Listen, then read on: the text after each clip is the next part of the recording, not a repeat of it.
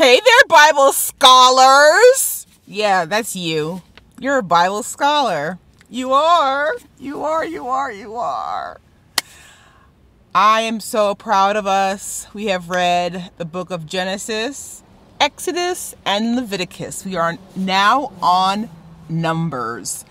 If this is your first time, welcome to my channel. My name is Taneza. I am the mom of 3 fantastic kids living in the heart of NYC on an amazing adventure to read the Bible for the first time. We are now on Numbers. So this video will be a review of Numbers chapters 1 through 5. Let's dig right in. Before I get into the actual text, I'll be reading from an NIV. Whatever Bible you have, stick with it. If you don't have a Bible, no problem. The verses that I read, I will make sure to put on the screen for you. Okay. So the name Numbers, and again, we're following, this was published in 1978 through the Bible in a Year.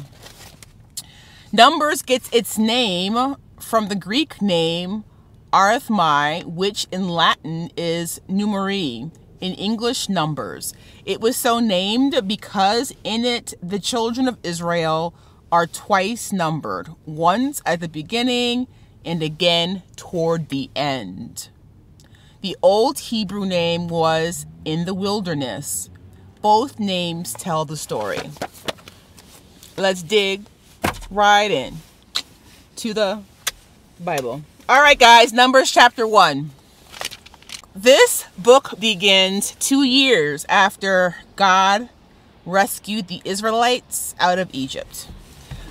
I wanted to read for you guys Numbers. This is so amazing, you guys. We're all the way in Numbers chapter 1. So the Lord told Moses, verse 2, take a census of the whole Israelite community by their clans and families, listing every man by name, one by one. Verse 3, you and Aaron are to number by their divisions all the men in Israel 20 years old and more who are able to serve in the army. The rest of the chapter, all 12 tribes are accounted for.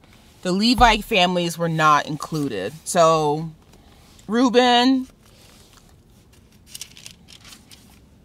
Simeon, Gad, Judah, Issachar, Zebulun, Joseph, Manasseh, Benjamin, Dan, Asher, and Naphtali. Like I mentioned before, in verse 49, it says, you must not count the tribe of Levi or include them in the census of the other Israelites. Verse 50, instead, appoint the Levites to be in charge of the tabernacle of the testimony over all its furnishings and everything belonging to it. They are to carry the tabernacle and all of its furnishings. They are to take care of it and encamp around it. So that was basically chapter 1. Chapter 2. The Lord placed each family around the tent of meeting. He placed family east, south, west, and north. I wanted to read for you guys verse 34 of chapter 2.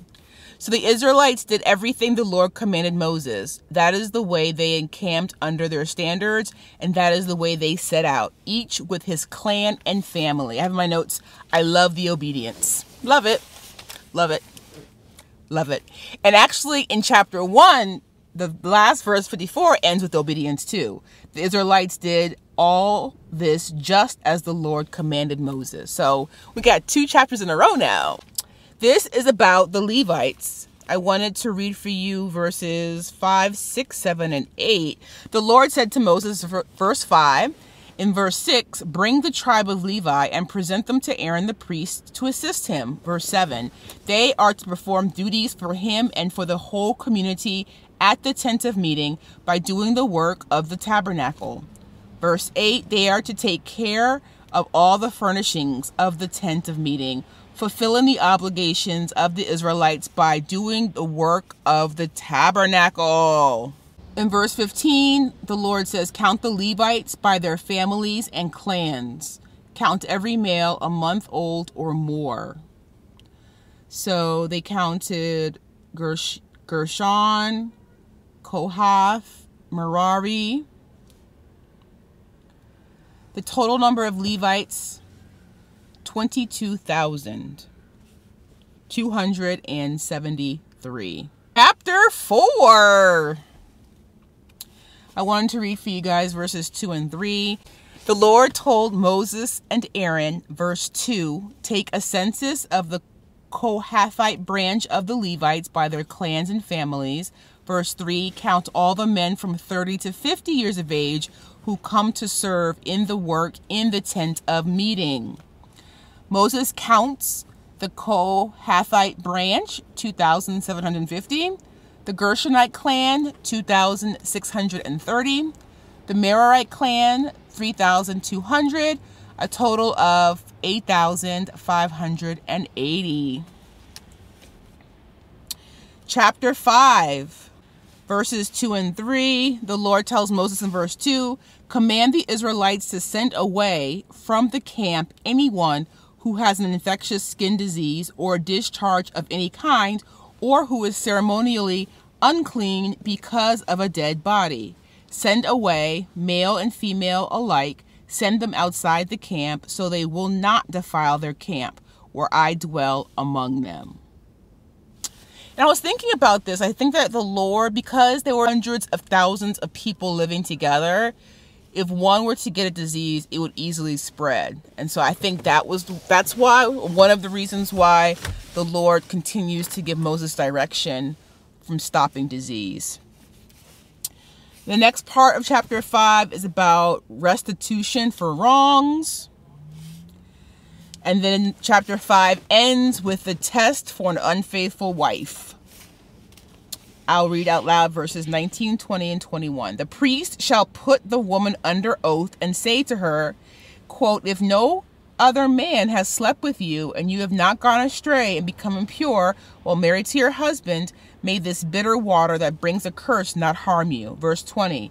But if you have gone astray while married to your husband and you've defiled yourself by sleeping with a man other than your husband, verse 21, here the priest is to put the woman under this curse of the oath. May the Lord cause your people to curse and denounce you when he causes your thigh to waste away and your abdomen to swell. And so that was basically the test to see if she had been faithful or unfaithful. If she were to drink the water and she was unfaithful, her abdomen's going to swell and her thigh will waste away and she would not be able to have children. But if she drinks the water, it says in verse 28, if, however, the woman has not defiled herself and is free from impurity, she will be cleared of guilt and will be able to have children. And that concludes the review for Numbers chapters 1 through 5. Tomorrow's review will be Numbers chapters 6, 7, 8, 9, and 10. All right. Any comments, questions, concerns, revelations, drop them down in the comments below. I'm excited. I'm thankful that we have made it thus far. And I will see you in tomorrow's video. Bye for now.